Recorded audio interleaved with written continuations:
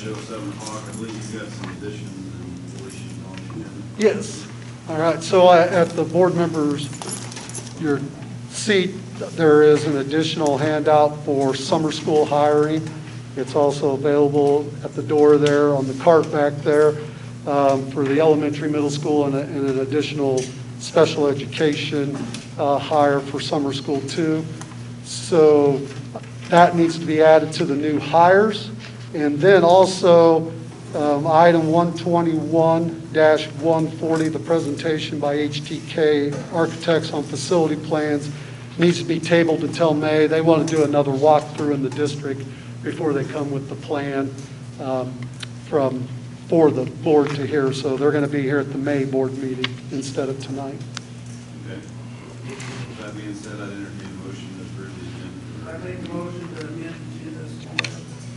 I want to amend the agenda to make possible change to return to school plan. Even if we don't decide to change the mask, we need to vote on it. Give these people some peace of what we think on the issue.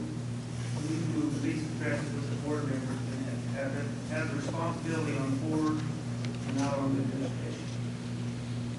Whether or not we change it or not, we just need to talk about it and pursue a vote. Okay.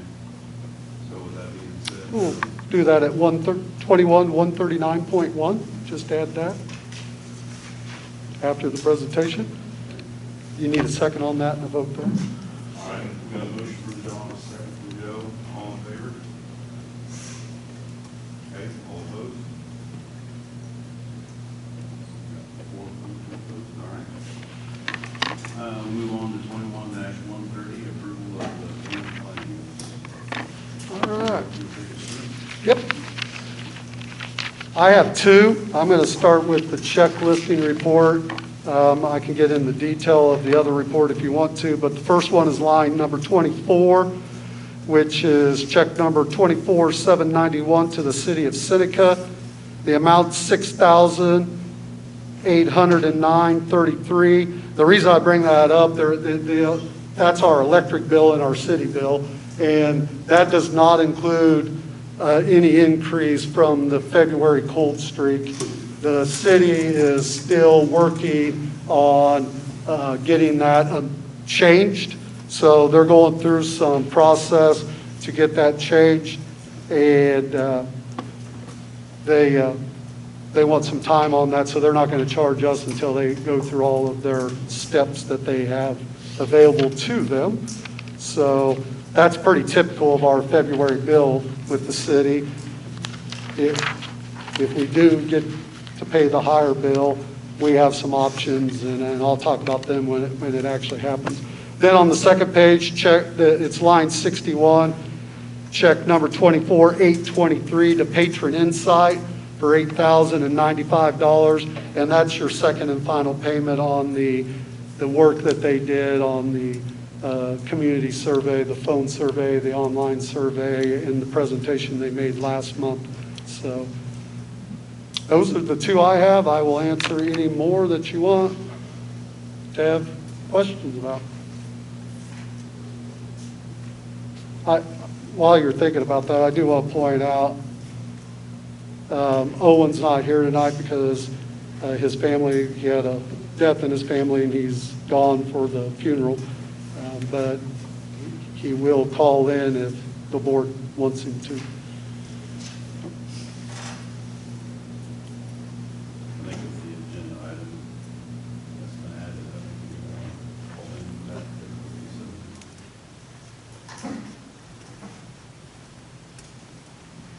differently. Any other on the bills? Questions on claim payment of claims anyone has? If not, I'd entertain a motion to approve it. Dave? Got a motion to approve the payment of claims. Is there a second?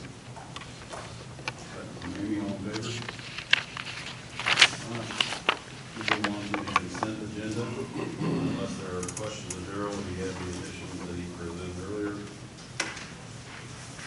Unless there are questions, I would entertain a motion to approve the consent agenda as amended and presented.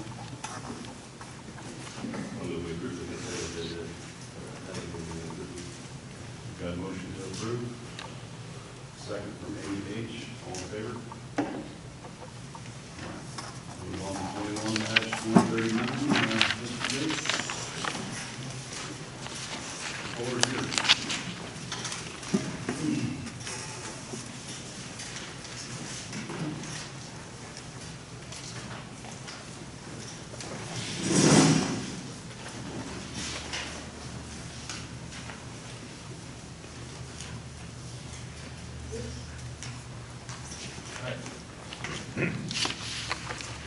Hello, many of you know me, but for the rest of you, my name is John Jost.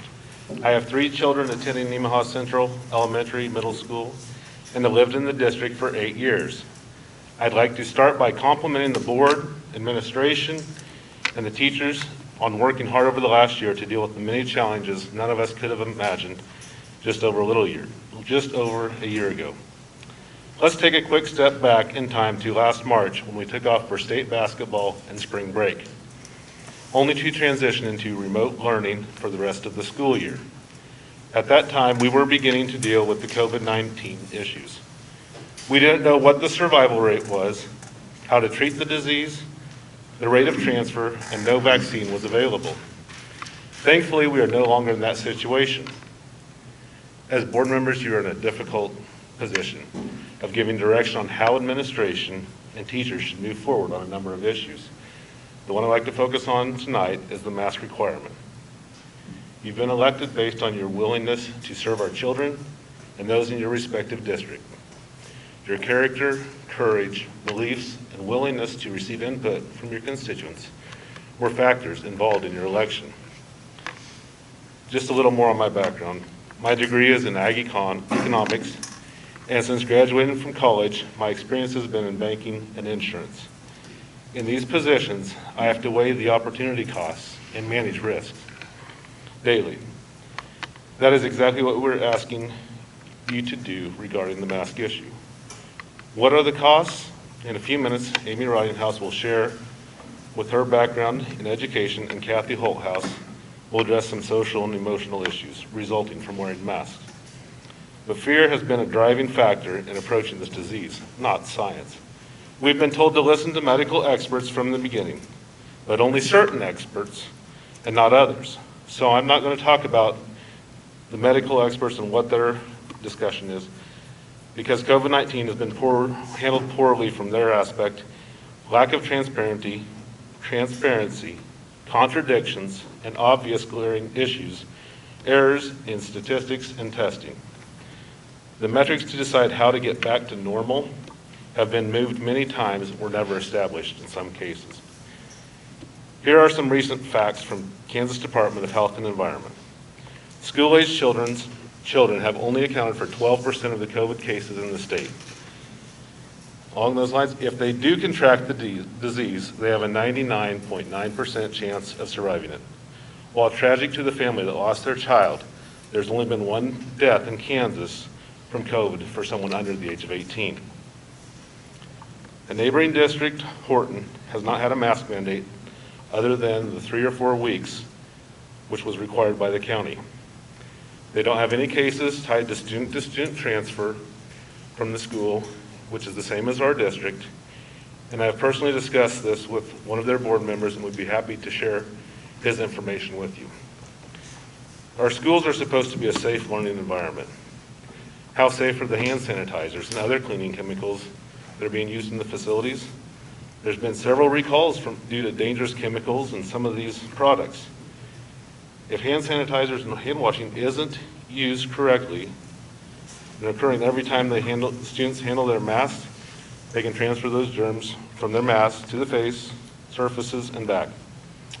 Regarding learning, I've experienced lightheadedness when wearing a mask, as most of us probably have. I've also watched videos where an oxygen concentration sensor was used inside a mask, and the alarm went off because the level of oxygen fell below the OSHA-approved standard. How can our children's brains function the way God intended them to when they aren't even getting the needed oxygen? Another cost is the psychological harm to children.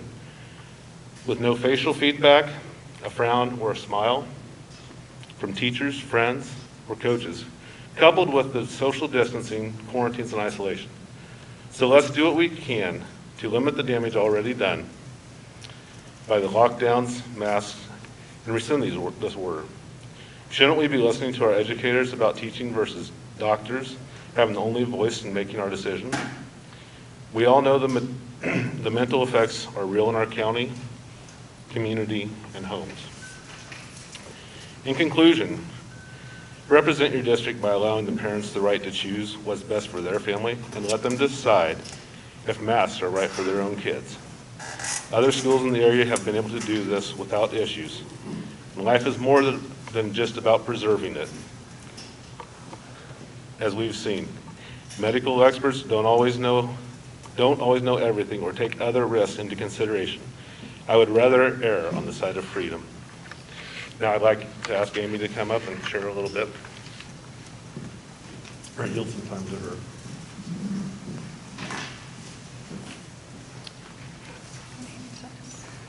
Hi, my name is Amy Rottinghouse, and this is Carla Kramer. I was asked to share the letter that I sent to the USD board, 115 board in education. We want to make clear that we are not here representing any school or school policies in any way, and I would like to read my letter to you. I am writing to you as a concerned parent and patron of USD 115. First of all, I want to thank you for all you do for our school and our community. I especially appreciate your time, and I hope you stick through this information the whole way, as it's a bit lengthy but relevant. For those of you who don't know me, I have taught in 3 large districts with very talented and brilliant administrators who helped me become the educator I am today. I have a master's degree in curriculum and instruction development from Kansas State University, and I have been teaching for 15 years in grades pre-K through 8. I am concerned about the mandate for our children to wear masks in school.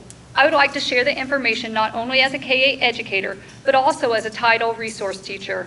I would like you to ask yourself if these masks and COVID regulations are causing more than the illness in our schools.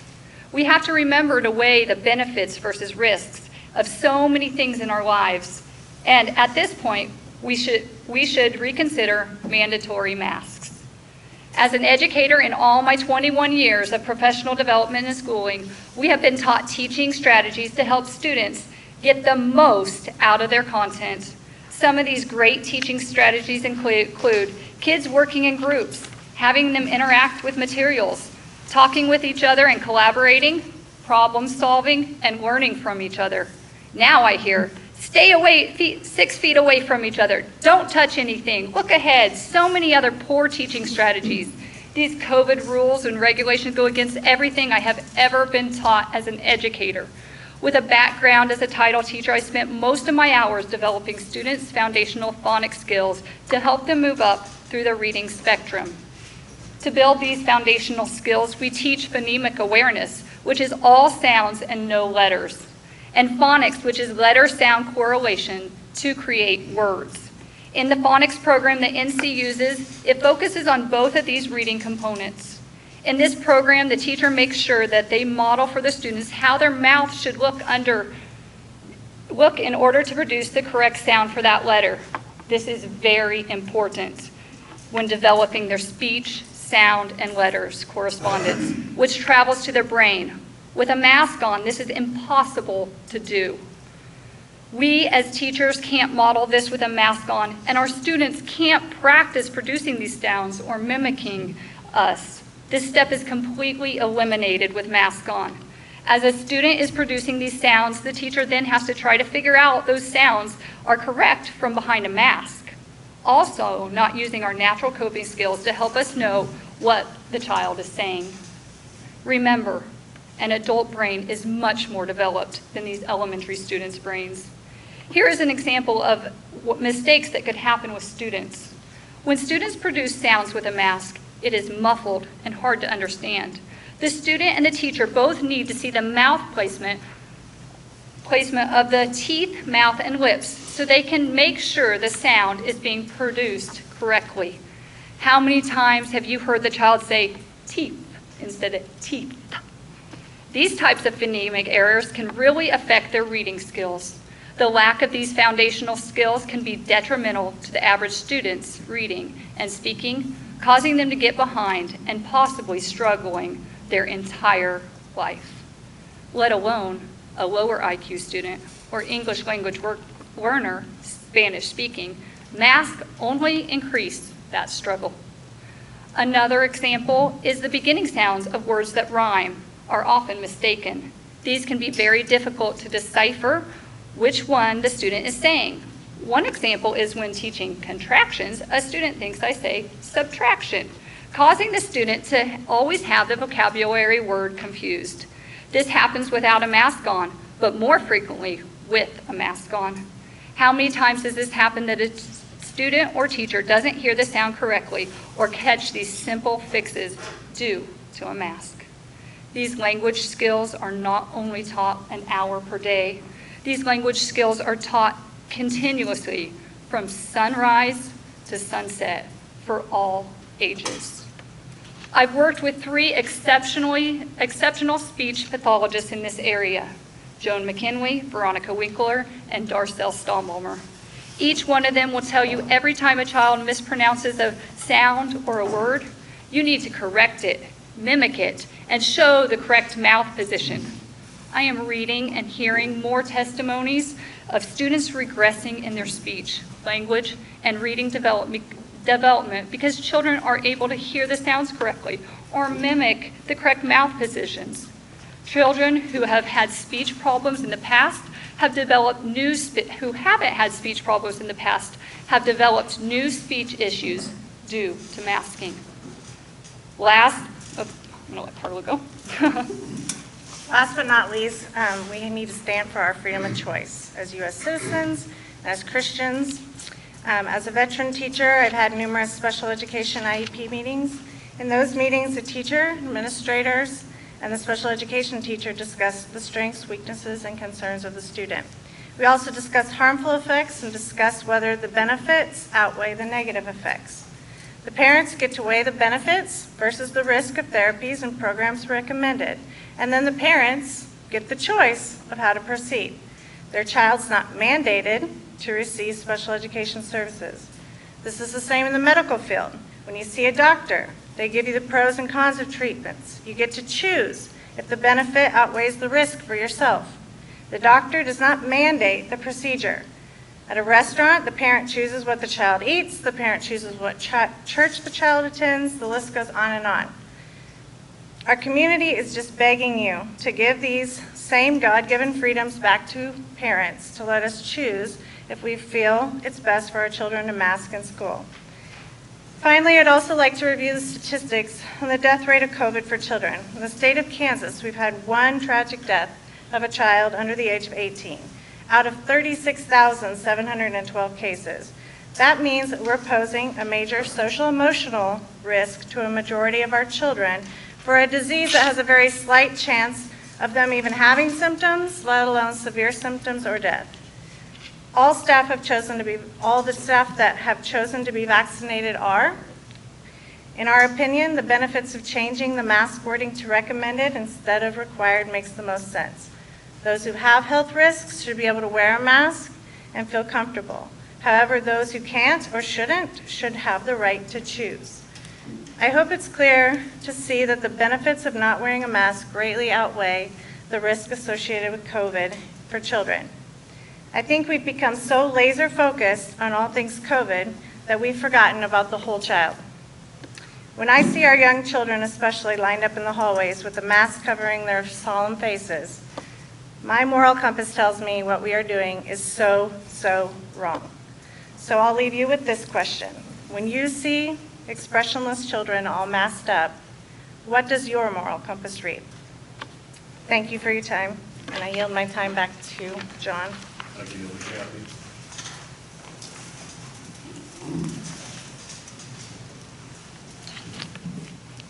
I'll hand mine out after I'm done. Good afternoon, good evening, school board members. My name is Kathy Holthouse. I'm going to talk really fast.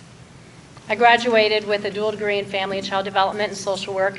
I have multiple certifications in end-of-life care, managing anxiety, depression, and other mental health issues eating disorders, critical incident stress management, critical incident debriefing. I established the Kansas Children's Service League office in Emporia in the Social Service Department at Nemaha Valley Community Hospital. Was hospice social worker at Sabetha, and I was the safety director for both hospitals. I co-owned Holt House Electric, restored Cornerstone Building, and created the Coffee House, which employed 12 part-time teenage staff. I've parented 6 children, homeschooled 3 of them, and sent the others to you. I experienced the joys of parenting and the sorrow of losing a baby. I've experienced the happiness of adoption and the sorrow when dreams don't go as expected. I've experienced death with multiple families throughout my career and in personal life, including the death of close friends, their children, the suicide of my grandfather, the unexpected death of my husband, Chris. So as you can see, making hard decisions and assisting others in that process has been part of my whole life career. And as my kids like to remind me, and you're old too. I want to congratulate the board in being proactive in this school district to ensure that children go to school in person. I love that you saw what other districts and states were doing, and you asked the question, what can we do differently? Last week, my grandson, who does not attend school here, had recently received the Leader of the Class award, and he got in trouble. He declared in class that he was no longer going to wear his mask because they are stupid. Well, I am immensely proud of him for speaking his mind. I would say to him, Roman, masks are not stupid. They are very necessary and even life-saving in certain situations. But Roman, I understand why you think that. Let's look over the past year. Beginning last summer, I started seeing children as young as 8 or 9 months wearing masks. My heart sinks every time I see this. Not so long ago, many parents in the medical establishment were dealing with the death of babies from SIDS, sudden infant death syndrome. With a lot of research and education, we learned to keep cloth away from the faces of babies and young children. Little ones do not know, nor can they express their need for air. They are unable to move their head away from the covering or from their face, and they can die from suffocation. I cringe when I see masks of any type hanging from rear view mirrors, being pulled out of pockets and reapplied, worn under chins, hanging from ears, laying on counters and tables and on the ground. It makes me crazy. In sports, students wear someone else's mask after it's been picked up off the floor because they lose track of where their mask is. As safety director at both Sabetha and Seneca hospitals, I provided instruction on protocol for wearing personal protective equipment, which is what masks are. We practice properly doffing and donning PPE to ensure the wearer is not contaminated by pollutants that are on the PPE. All potential responders had to be fit tested for masks that fit the person and the situation. Limits were set on how long each person wore PPE to prevent damage to their own bodies. Until COVID, factories where masks were necessary required employees to have checkups before they could wear the masks because masks were never meant to be worn unlimited, unextended amounts of time. In the information I'll give you, there are doctors that are discussing the fact that masks are not made in sanitary environments and they are designed with potentially hazardous materials that can result in deep lung tissue damage. These doctors stated, we have been inhaling these substances for over a year with no end in sight. We must be very concerned about the risks for our developing children. And now, because of the non-deteriorating plastic materials and disposable masks, they are beginning to pollute the environment and have been found tangled in ocean creatures and in their stomachs. My Roman and children of all ages need to touch and feel and play and cuddle and huddle together. The requirement to wear masks and stay 6 feet apart while being separated by plastic walls goes against human needs. Psychologist Valerie Bronstein believes that socially distancing takes a more negative emotional toll on teens than adults, creating negative emotional consequences like anxiety, depression, stress, anger, grief, and loss, and that spending more time online can potentially worsen teens' sense of isolation rather than make it better. I was relieved to read in the New York Times on March 18th that the 6 feet requirement is not necessary. It reported that Dr. Ashish Jha, the dean of the Brown University School of Public Health, stated, "It never struck me that 6 feet was particularly sensical in the context of mitigation. I wish the CDC would just come out and say that this is not a major issue."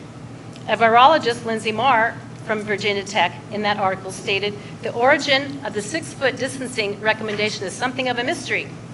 Like it was pulled out of thin air, considering that the World Health Organization has always recommended 1 meter, which is about 3 feet. After a year of wearing masks, people have been conditioned to feel safe with the mask on. People are afraid of the virus, which is tragic because we live in a world where viruses are so numerous that they cannot even be counted. One epidemiologist said he would never want to live in a world without viruses because they have a reason and they are necessary to our world. He said our bodies are amazingly designed to fight them because 0.5% of children are even likely to be affected by COVID. Do I have to quit? All right, I'm going to jump ahead. When a baby is born, the visual distance that they can clearly see is 12 inches. That's from their eyes to your arms. Children who cannot see explore that face and the nuances of your face. This interactive learning cannot be replaced. Historically, children who have been deprived of that interaction and human touch have experienced many types of delays, some unrepairable. So it is time to reestablish the role of parents by returning to them the right to choose the best option for their children. Now is the time to go look in the classroom and hallways and see what my grandson Roman sees. Faceless children, faceless teachers, and no smiles. Thank you. I hate this issue has caused division in the community. The mask risk management should be decided by the parents. They have the God-given, constitutionally supported right to say what's best for their children. All we're asking for is changing the word from required to recommended. If not now, when and what metrics will the school board be using to make that decision? We have a petition of over 300 people that are supporting the change of this wording this evening. We know you will be discussing Senate Bill 40 later on in the agenda, and it will address some other items. My question is, can a governor, legislator, agency, or group of doctors or healthcare official set the criteria for quarantine, or do you have that ability? That'll be addressed then. And so we'd like to allow you time to go through that, but we would ask that afterwards you do change the motion or have a motion to change the wording from required to recommended. Thank you for your time. Any questions from the board? Just so that Carol knows, Owen joined at the beginning of the presentation by phone.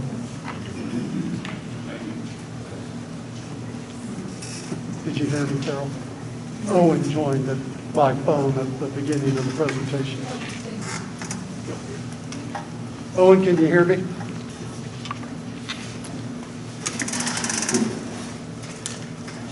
Everybody again, Daryl, I guess, move on to Yes. the added item. Yes, I can hear you. Okay. Yes, unless the board has questions to ask any of the questions of presenters. the board of the presenters before we move into this agenda item? Okay.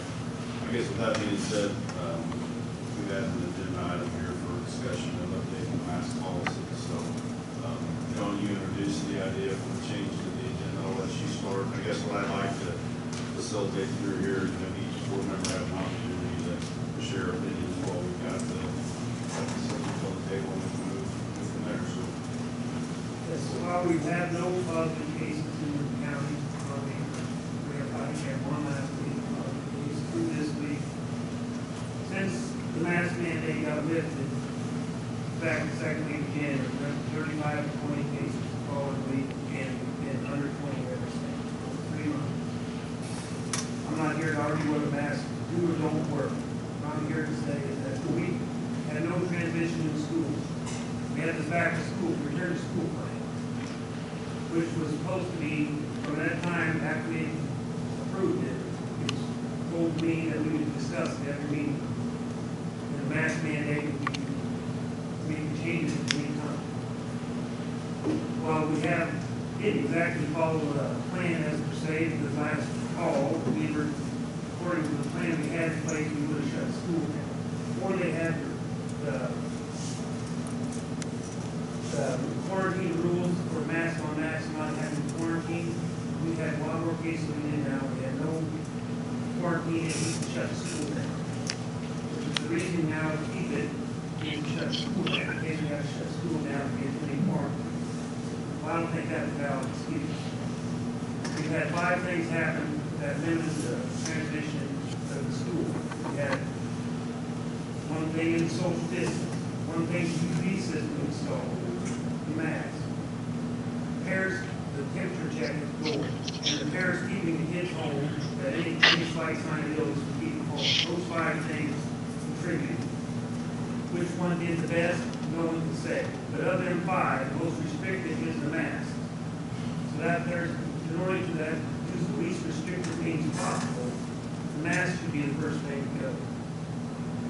And these kids are getting, I can notice my kids' behavior, they need this psychological and emotional boost going in before they go to the summer. Before they go in school year before they release the mask. The kids aren't going to see their friends for 3 months in the summer. They need this emotional boost to feel connected to the people around them before they go out for the summer. That's my reasoning why I would think we should change it. Recommend it or required and recommend. Anyone like to speak next? Well, I agree with John. We can't hear you. You can't hear me? Well, loud voice doesn't be a problem. Hope you heard John. Well, I agree with John. I'm very thankful to people out there tonight. I share many, if not all, of those views. I voted against the original mask requirement back in August, whatever that was. And that was before the crap really hit the fan with COVID. Once that happened, schools everywhere were shutting down. There was no need to vocally protest or go against the board with what we had decided as a group. But the times have changed. We've learned a lot. The group tonight did a great job expressing that. I agree with John that it's time. There's no, especially if you're a risk versus cost. We all do that every day. Some people do it professionally. But the risk versus cost, I see no need to require people to wear a mask, especially in a school setting. And I would also move and second and recommend and vote on making it recommended versus required.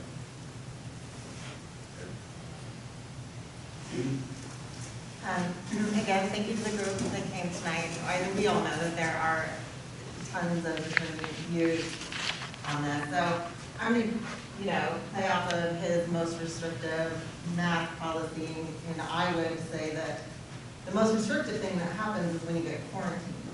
And the way to not get quarantined is to wear a mask. We don't make the quarantine rules, and my understanding is that bill doesn't allow us to do that. So if your kid gets quarantined, they're just not allowed to come to school. And not only that, we have student track coming up. We have graduation coming up. We have all these activities that last year we just barely got to do. We did get to do graduation, but other stuff just did not happen. If your kid gets quarantined, they cannot participate. If they are wearing a mask and they are next to someone else who tests positive in school and they are also wearing a mask, that quarantine doesn't happen. Your kid can play in that safe track. Your kid can go to graduation. Your kid can continue to attend school. If neither one is wearing a mask, that does not happen. Everyone goes home. And to me, that is the most restrictive thing that happens. And that is where the mental angst has come in with our kids, is when they have to be quarantined. And it's terrible and none of us like it, but those aren't our rules. Those are somebody else's rules. And so we are trying to keep our kids in school, and I think we have done a great job of that, and our teachers have done a bang-up job. Our teachers have really been there for these kids, and our parents have been there for these kids, and these janitors. Everyone has put in so much extra time and has done what needs to be done. And our doctors, our county nurses, the KDHE, the CDC, all of them agree. It's just not time yet. And so that's where my vote is going to come in. I just don't feel like mask is the most restrictive thing. I feel like when your kid is stuck at home for 2 weeks, you can't go anywhere, can't participate in activities, that is the most restrictive thing, and we have to be able to let them participate and continue to attend those functions. Dave? I came up here, remember what it was last Thursday or Friday, with this issue coming up, I wanted to see what the effects were on the students that I was seeing. I went to the high school first and then went to the elementary. And as I was walking through the hallways and looking in the classroom and things like that, I didn't see a restrictive environment. And the kids were 6 feet apart, they had, to my knowledge, they had their masks off if they wanted. They didn't have to wear one. It was only when they got into a closer arrangement than that the masks were supposed to be coming on.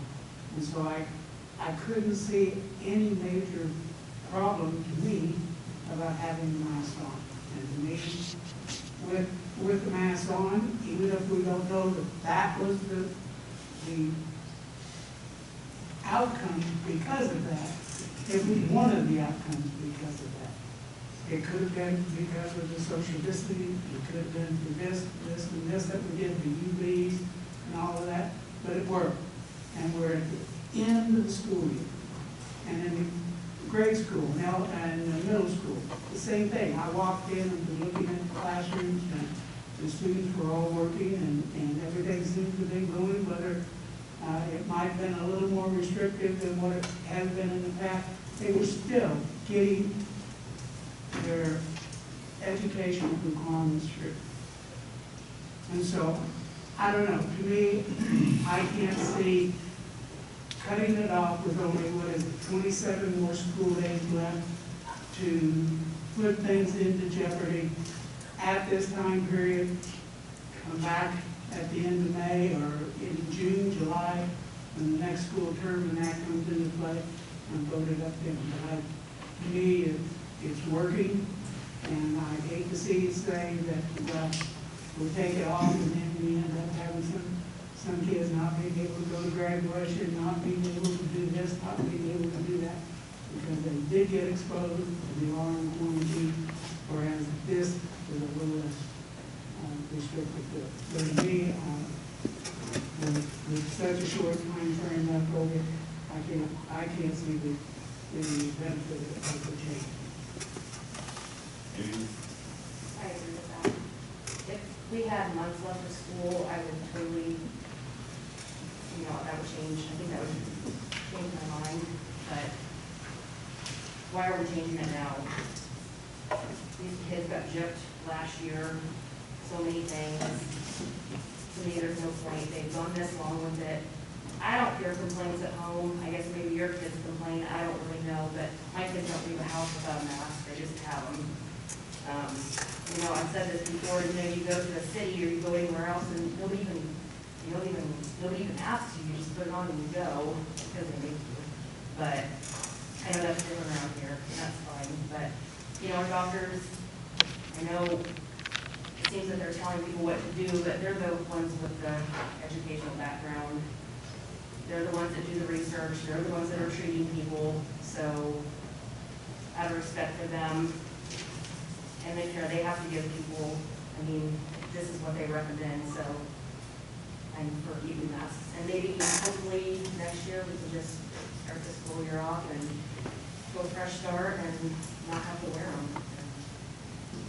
It'd be great. We haven't had any influenza cases. So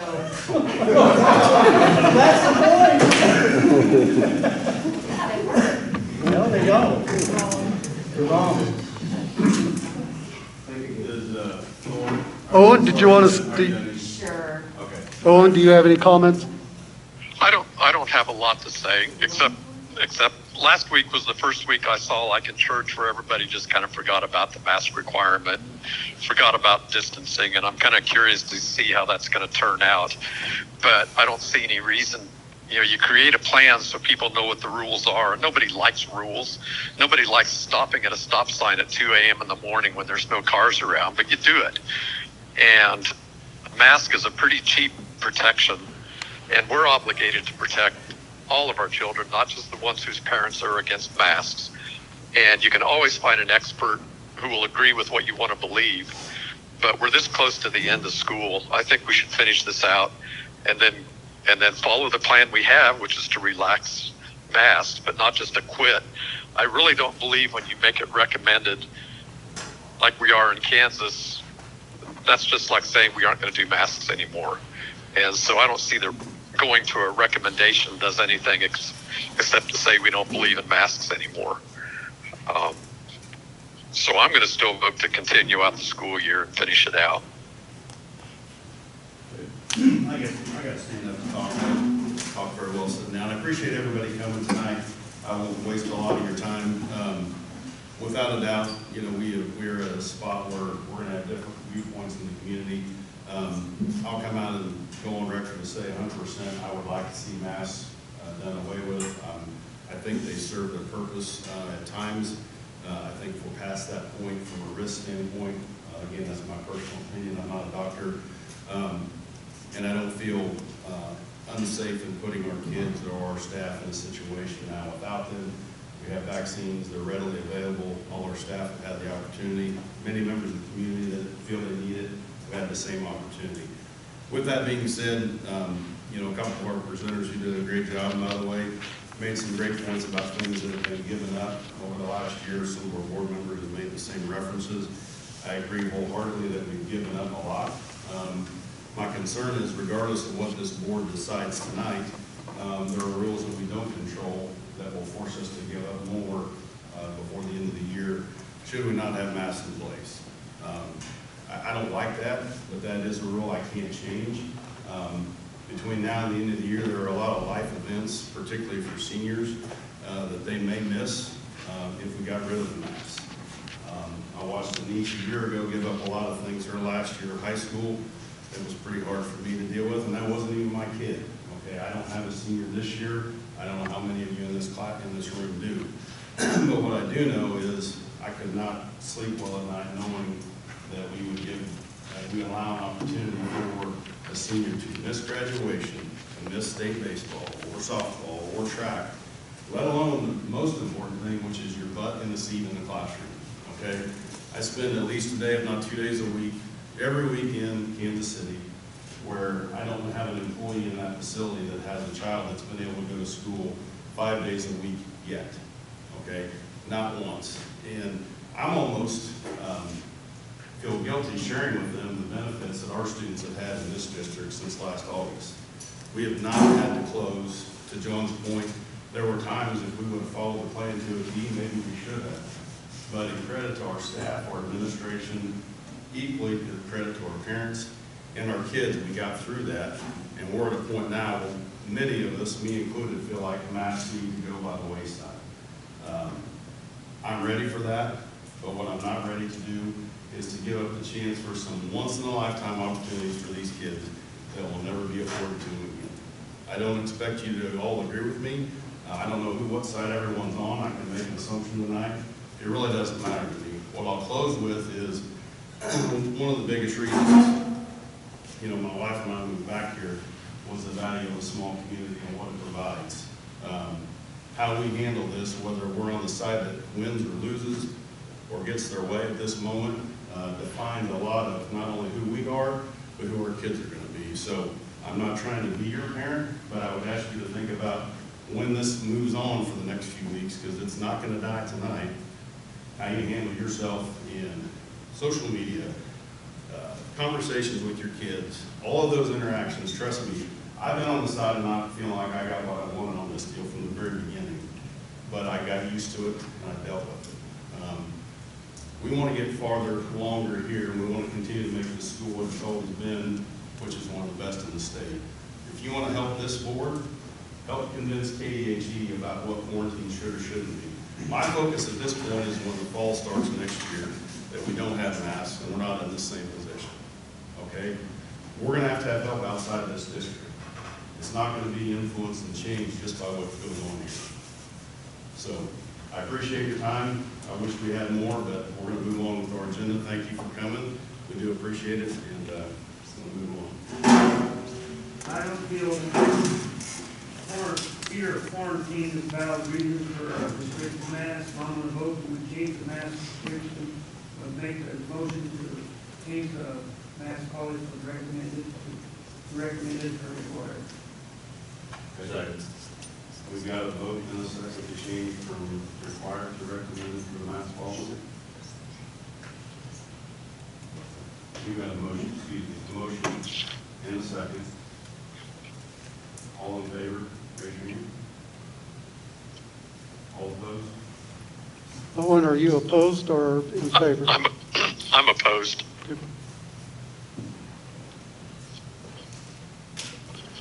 All right, we'll move on to item 121-1. 21-40. We want 21-141, which is presentation notes. He is here, I saw him, he's out there, so we'll let the crowd disperse and then he'll come in and give his presentation. Yes, one would love to meet.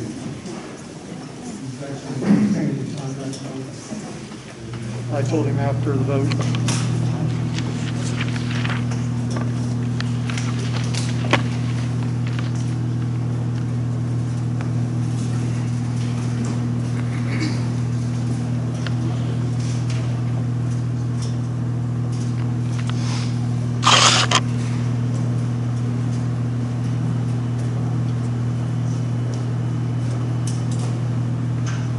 You're on, sir.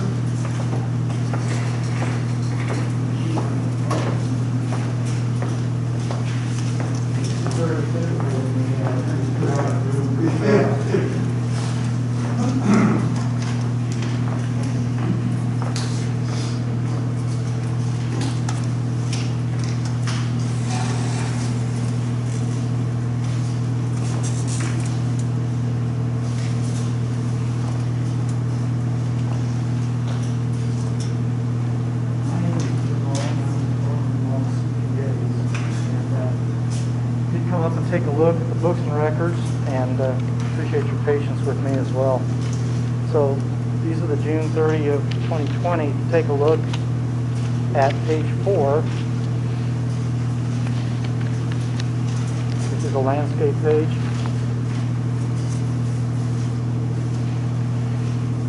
Kind of gives you the overview as far as the financials go. All the funds are down the left-hand side. Beginning balances, cash receipts, cash disbursements, ending cash for the particular funds. Totals down there at the bottom, you can see. The third one from the right is the ending unencumbered. Of course, the first one is the beginning balances, about the same, within a stone's throw of each other. So it's good to see the cash balances be pretty consistent. In the lower right-hand corner is where that money is as far as CDs or the savings account. Of course, the checking account looks overdrawn because it's got a bunch of July and August paychecks in it. The money will be moved in from the savings account at the right time. The notes to the financial statements are the next several pages. They're a narrative description of policies and procedures.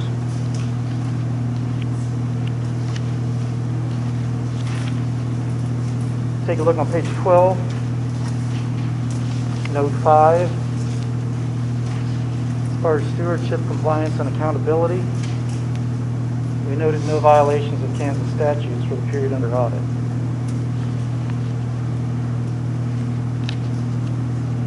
On page 13, a lot of the money goes into the general fund, and then it supplies money to the other funds as needed. And the transfers there, you can see, came out of the general, went into all the particular funds and the particular amounts. And that's the same way with the LOB too.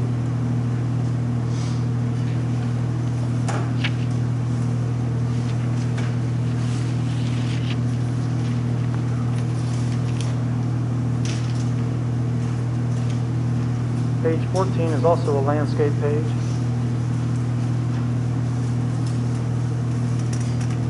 Pretty much the debt, it's kind of rolling right along.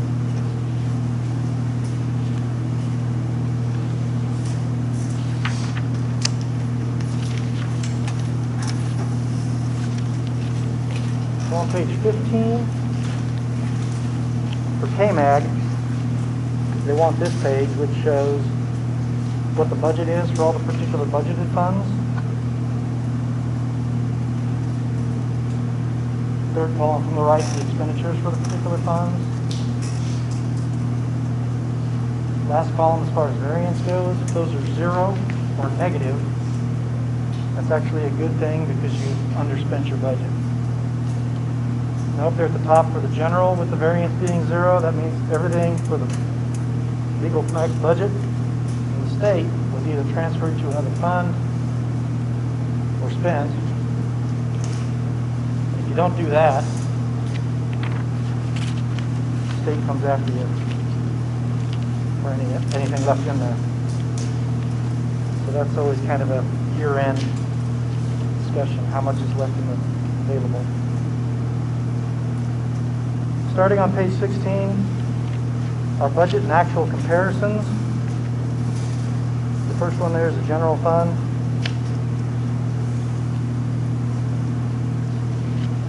Again, I think it had $4 of mineral production tax left in it, but what can you do with that? All the other particular funds, you can kind of flip through them and see down there at the bottom whether the fund was going up or down as far as cash goes. Again, overall, it seemed pretty consistent year over year. Some funds go up a little bit, some go down a little bit. Page 22 is the capital outlay fund.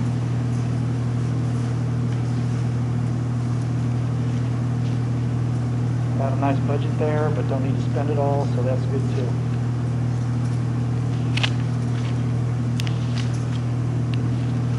Some funds are non-budgeted funds, and they start on page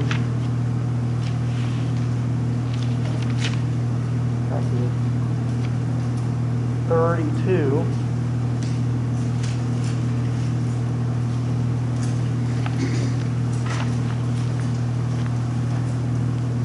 Each of these columns is a particular fund. So that first one's contingency reserve. Nothing went in, nothing came out. Stayed the same cash balance. Textbook rental, Title I. All the other federal funds are close to zero, hanging around zero. Where we like them. You don't want them growing by any means. Page 35 and 36 are funds held at the schools.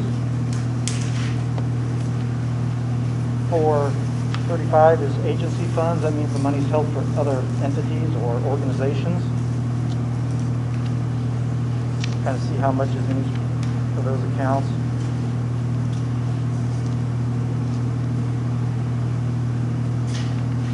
$36 are district activity funds.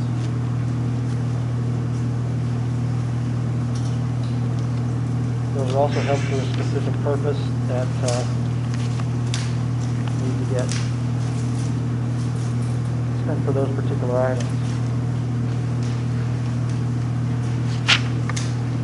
I shouldn't have my governance letter with me, but that was nothing in particular to identify for the district. Everything was available when we needed it. I complained a lot, but you know. There it goes. Like I say, everything was available when we were looking for it. Have any questions? Or even later, if you have any questions, let me know. Do we need a motion, Darryl, for? Yes, we need a motion to accept the audit. Jim, thank you for coming up. Appreciate it. I believe we've got any questions on the computer. With that being said, I would make a motion to approve.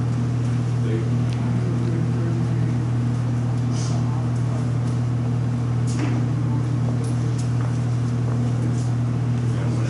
Second from John, all in favor?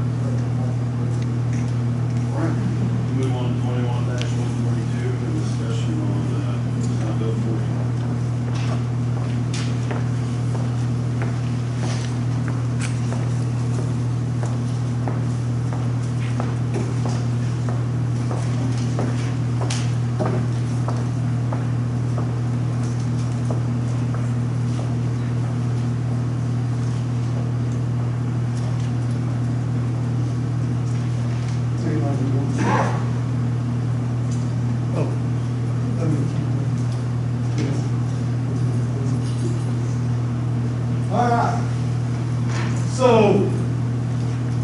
That's for the legislators and the session before they went on vacation, before they come back for the veto session or the send die session.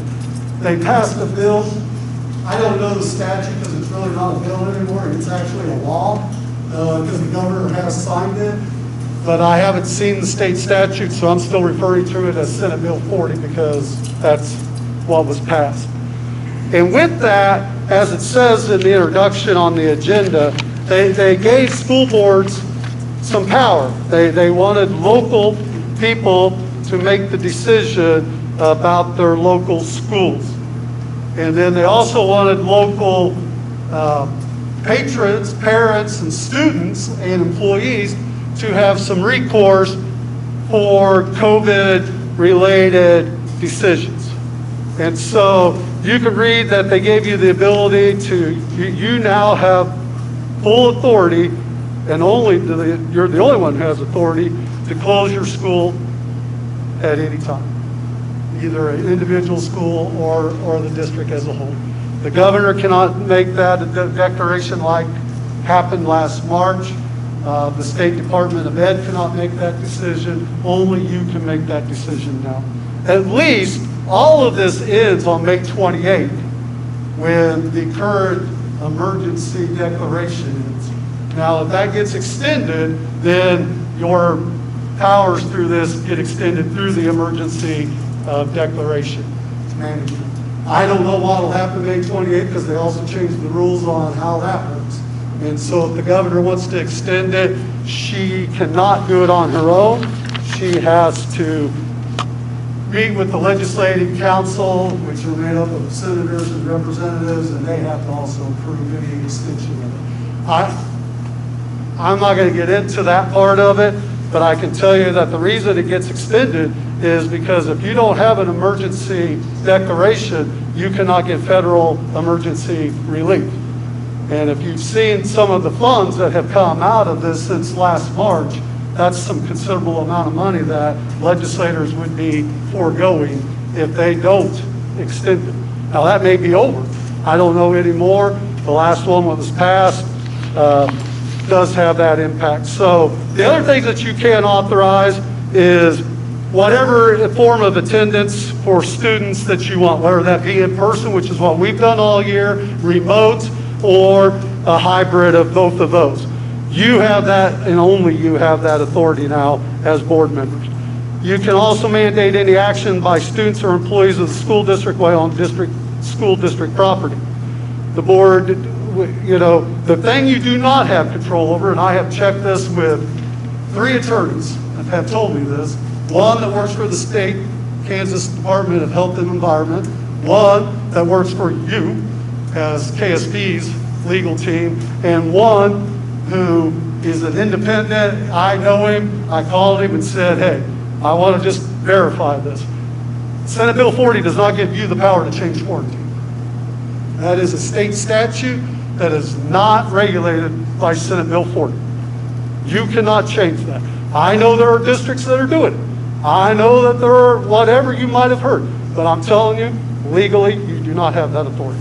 And this bill does not, or this statute doesn't change that. Because I wanted to make sure.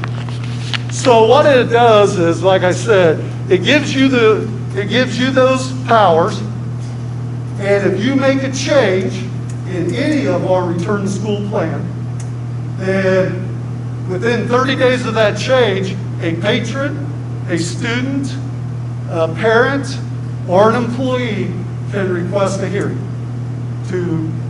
if they don't agree with the change. And so that part of it, you need to have some procedures of how you're going to handle that. And you have really a couple of options. One is you can meet every time, because you have 72 hours from when the request is made to meet as a board and preside over the hearing. Or you can designate a person, whether it be me or some other person, to be the hearing officer. And still you have to follow that policy or the law which says 72 hours after you hear the request. And then you have 7 days after the hearing to render a decision on what you're going to do from that hearing and what you learned from it. And you can not do anything, but you have to tell them that. And we're not going to change whatever the change you made was. We're we're not going to change from that. Or you could accept it and change it.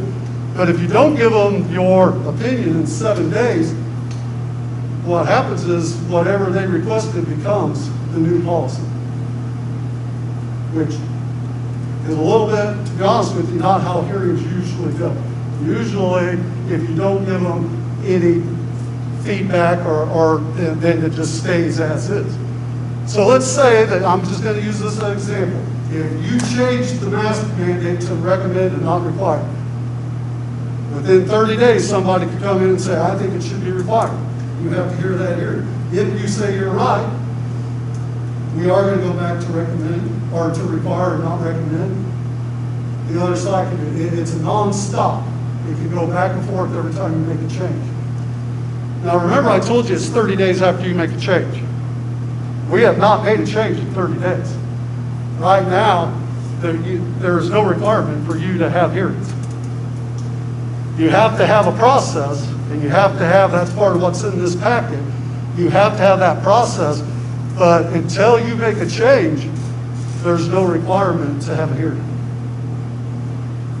So, Quick question. yep, yeah. So I understand this, is this a change that lasts through the emergency declaration, or beyond that, it's still applied as well? Once the emergency declaration happens, it ends, this power, this statute no longer has any authority. What if let's say this one ends, but next fall, next school year, they reenact another one? I think if it's a new one, then they'll have to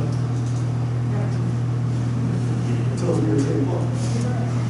If there's a new one? Yeah, if there's a new one, then I think they'll have to reenact a new law.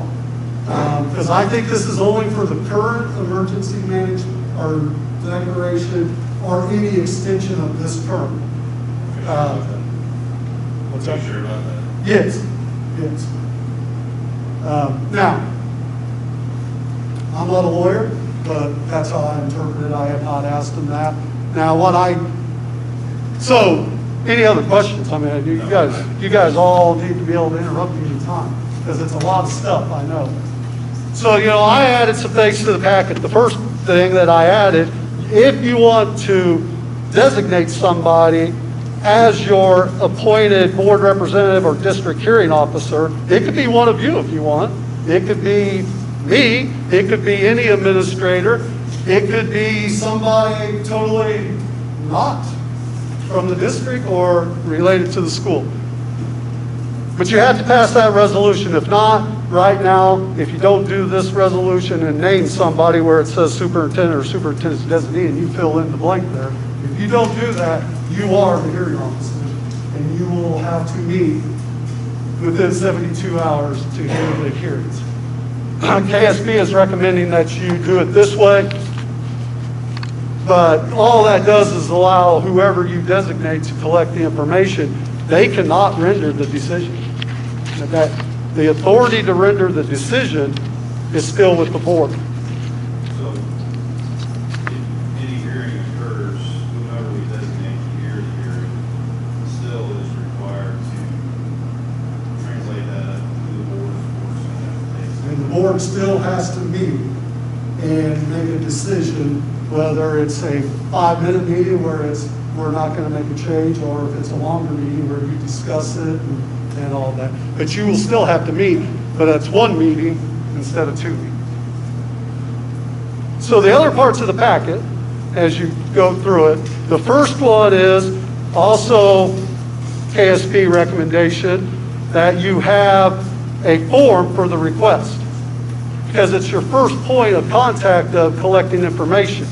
And you can just see through that, it's pretty typical. Some of the things it points out is things like if the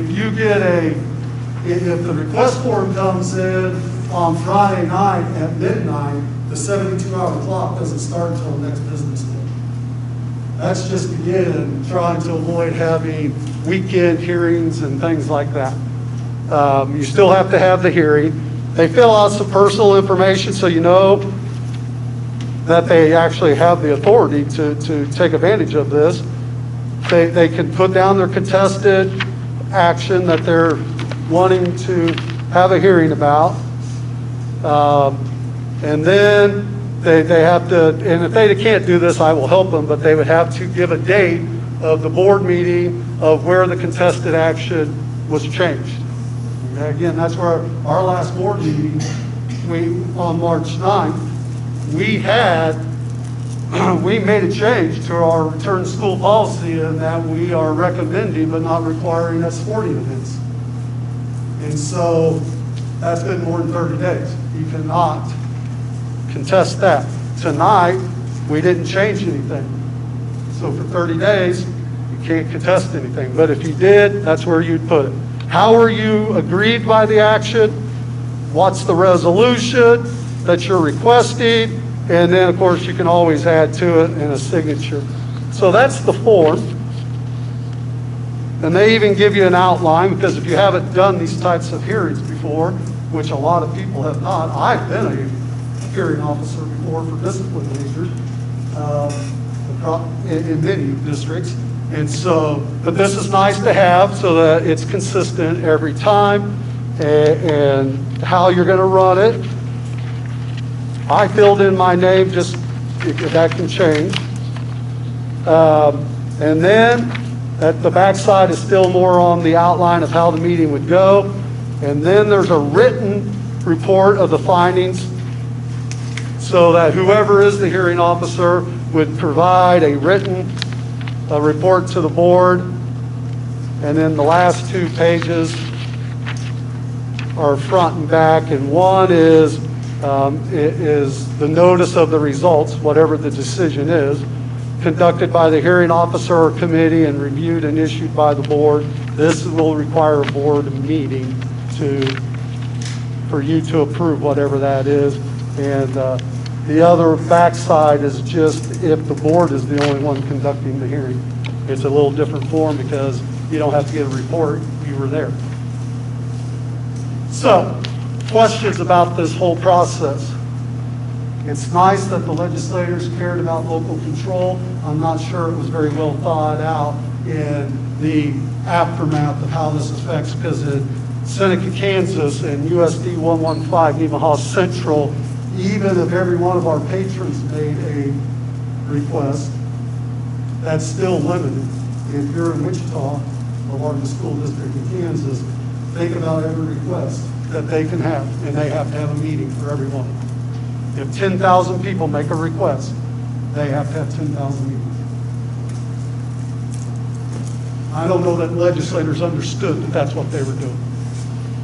But it gave people the ability, and I think that's great. At this point, Darryl, your initial thought would be you're volunteering to be the first line of defense hearing, and then from there, you would engage the board to hear your thoughts, hear the concern from the patient, parent, or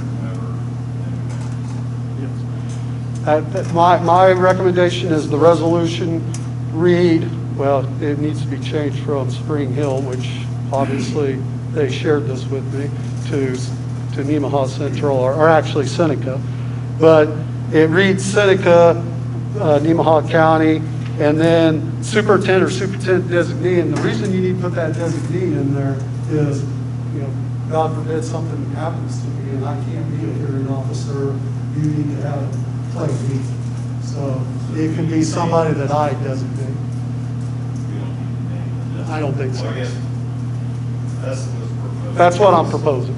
That would be a good time for questions. Yep. Still only applies to parent conference of that. It only applies if we make a change to our school policy. That is correct. You still have to have hearings here. No, you still have to have a process. You have to have a process. You have to have a hearing officer, or you're going to have to listen to them so that they have to approve that form. Regardless of whether it's So where you now is it? That's the But process. I don't have the authority to tell them it doesn't apply unless we do this resolution and you have where they have to fill out that form. So then I can say, this doesn't fit the law because it's been more than 30 years. Exactly. Yes, exactly. But again, I'm not trying to usurp anybody's power. If you want to meet, we can do it.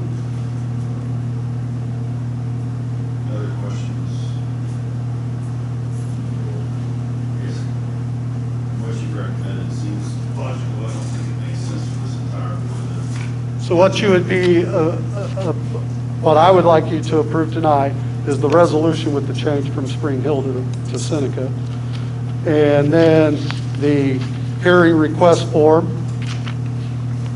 and the outline for the formal hearing, just in case something would happen, you might as well have it, that's the policy. The written report from the hearing, and then the last one would be the first page only, not the back side of the page, because you don't need that if you're going to make me the hearing officer. Yes.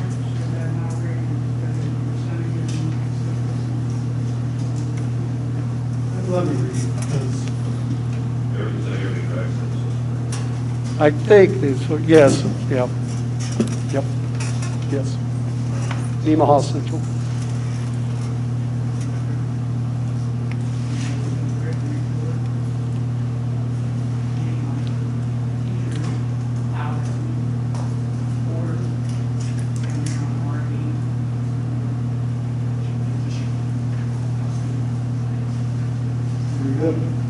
Obviously, KSB needs to pay their attorneys to proofread more.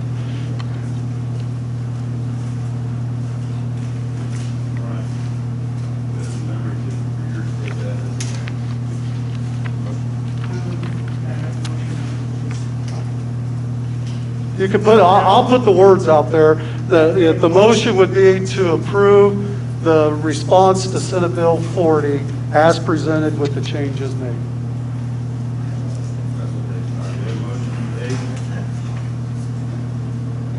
Second for me. All in favor?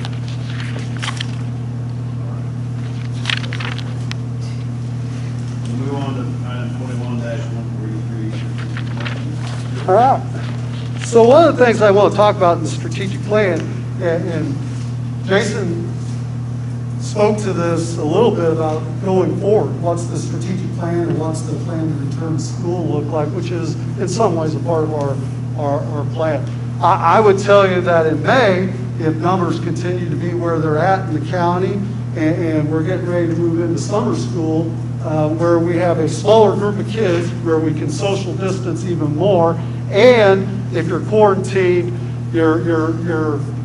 it's not a very many kids, and it's not a mandatory of school. That we give that the test run of going with recommended and not required. And we can vote on that in the May board meeting. But that would be what I would hope going forward with the plan, that by the fall, again, hopefully the emergency declaration is over. And if that's over, then there's no reason to be under any of the return to school plan at all. And just go to school, quote unquote, whatever normal is now. But without masks, without the social distancing, with all that.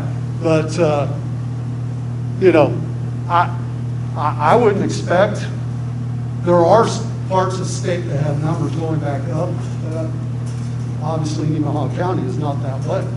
And so, I'm not guaranteeing anybody, because if I guarantee it, then I'm a liar. If something crazy would go on. But I'm telling you that if things don't change, then my recommendation in August would be, actually in July, would be to return without masks for the 21-22 school year. And if we need to address it at some time because it goes up in the middle of the school year, that's what we'll do. But that's my plan going forward, and I think that's important to get out there. That's my hope. But again, I don't want anybody to tell me that I said, you told us there would be no mask. And I'm not saying that. I'm saying if things don't change, there will be no mask. Okay, so that's that. I don't have a lot more on the strategic plan part, except for HTK is coming this Friday as the architectural firm to do a walkthrough so that they can give you some very specific recommendations for your facilities plan, both short-term and long-term, during the May board meeting. They've looked at the survey results. They've looked at, they know our buildings well because they've been the architect for everything in this district for the last 40 years. And so they'll have some recognition. They've looked at all the things that were listed, and hopefully they'll maybe even give you some prices, and that's where you can start thinking about what a bond issue would look like if that's going to happen. And the timeline would be for them to be here in May. You hear about that. We have some numbers. We start to have discussions about which one of those do we want to really pursue, if any or all of them or some of them. And then if you're going to have a vote of a bond issue in November, then you would have to make a resolution in August to have that put onto the ballot in November. You have to have 60 days. I think I want to get Yep. down on some facilities right now. I brought up to you by somebody that we might need to look into expanding the middle school parking lot to the south. To the south? Yeah. To the big area that's out there? Yeah, you can't. Well, you can. Yeah, by the way. No, we own the land, but you would have to do an extensive amount of sewer water getting rid of, or storm water getting rid of it, because that is a retention pond. And I know some of you probably never seen it, but we have had rains where the water runs over that and into the street. And so if you put in pavement, then it's gonna take a lot more than just a parking lot, because you have to do away with the storm water, so. That's even building it too, because we thought about that. That's a great point. It just looks logical, right? I mean, there's all that empty space out there. Frustration after I have to volunteer in school. Oh, yeah, believe me. Mr. Coleman does not come to the school after 2:30 until 3:20-ish, because by 3:25-ish, it's all gone. But between that time, you're right, I get it. Now, there are some options of more parking, just not there. There are some other options, so. And that's the kind of thing they're gonna bring in May, is all those kinds of options. And then, I think I have down here that I would talk about bond options. Well, I've decided to hold that off until May too, because it's so closely related to each other. But the presentation that Mr. Schroeder made, we have some other options now that may be possible, and some more explanation of what those look like. So that's a little bit of update on that. Any questions on that?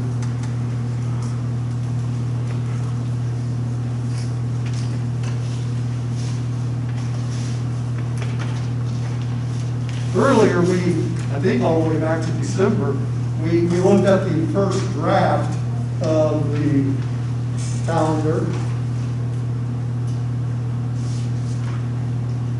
And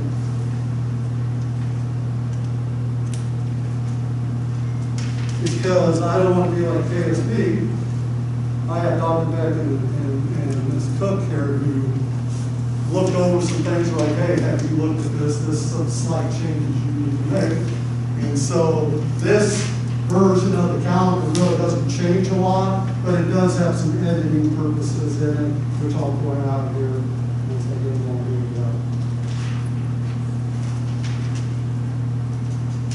The first change that was made was, if I remember right, I'm just going to go in the order. In October, I had October 29th marked as a no school day, but I didn't have it written down underneath the calendar, so I added that. That's that comp time that teachers get because parent-teacher conferences meet in the evening, so if you get the comp time, they get that Friday off. It's always worked well. That's, I haven't asked Jessica, but is that state level? When? October 29th, 30th? Yes. That typically has worked out really well for us. So that was a change from the last time we saw this. February was another place where there was a change. I had the 14th as a school improvement, no students day. We tried to line that up with President's Day. I guess I thought Valentine's Day was an important day to have off, but instead we moved it to the 21st because that's President's Day. Other than that, and then there was some other typographical things, but it didn't change the calendar. And so what I'm asking for you to do tonight is approve this as the 21-22 school calendar, or discussion first, obviously. It's very similar to this year's calendar. So our first week will just be a couple of days, right? Yep, the first day of school is the 19th, which is a Thursday, and then the 20th, and then we get the first weekend already. We've done that, I'll be honest with you, I think 5-6 years. Before we Yes, yes. 1 year, we started on Monday, full-time with students, and I will be honest with you, I heard from a staff member or two that that might be a little much, and so, yeah, we moved back. Question on the calendar. You need a motion right now? Yes, I need a motion to approve that as the calendar. Of course, it can always change with other motions. I'll make a motion to approve the calendar as presented for 21-22. Second. Is that Amy H? I thought I saw her put her hand up. I will point out, we are not planning on Friday afternoons being off the next week. Again, that was a COVID-related thing, and we're not planning on needing that next year, so that's not it. If it was, we would put it in the calendar. The next item is surplus supplies. The elementary, middle school library has some surplus books they would like to get rid of, and to do that, they do have to approve the selling of any surplus supplies, so I'm looking for a motion so that Ms. House back there can weed out some things and make room for other things, I'm sure. We're not limiting what kids will read, we're just trying to update. So if somebody would make that motion to allow them to sell surplus books. Just books. Right? Just books? There you go.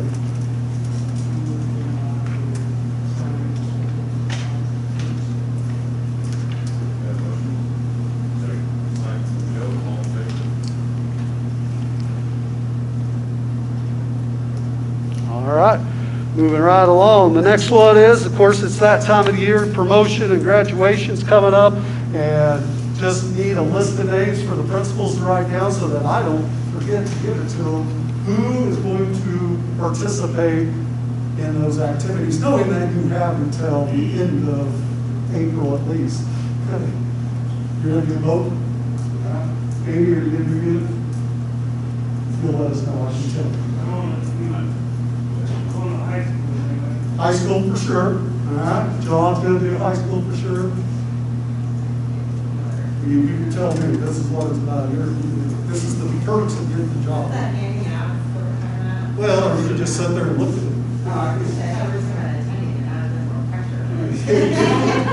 You can attend without telling me.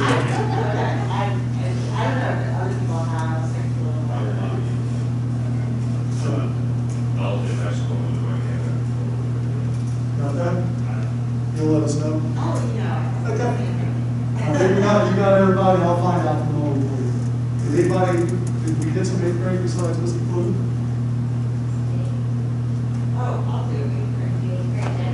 There you go. And I'll check with Owen to let you guys know. All right, moving on. And I told you I've already bond options. I'm going to wait until May where we have more information. So that's all I have in the strategic plan. I think we probably ought to do 30 minutes, and we're going to leave. I want Mr. Sisson with us, and we're going to go to another room and then come back here. I move we go into executive session to discuss individual employee pursuant to the exception for discussion on what personnel and associated impact beginning at 8:25 for 30 minutes. During this open session at 8:55. Can I get a second? Second, Helen, all in favor? And I will say there's no action going to be taken at this time. If there is, I'll let you know for sure, man. I don't plan there to be any.